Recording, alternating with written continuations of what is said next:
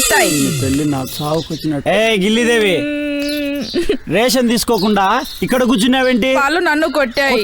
కొట్టాయా? అవును, వాళ్ళు నన్ను కొట్టాయి.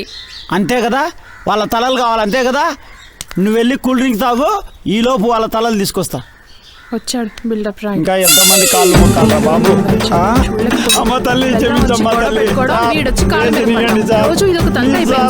ఎందుకులేమ్మా గొడవ పడ్డాం, వాళ్ళ ఆవిడ అంటే భయపడి వస్తున్నాడు. ఈ ఒక్కసారికి తీసుకొని భార్యను క్షమించమ్మా. సరేలే, ఈసారికి వచ్చి తీసుకోమను.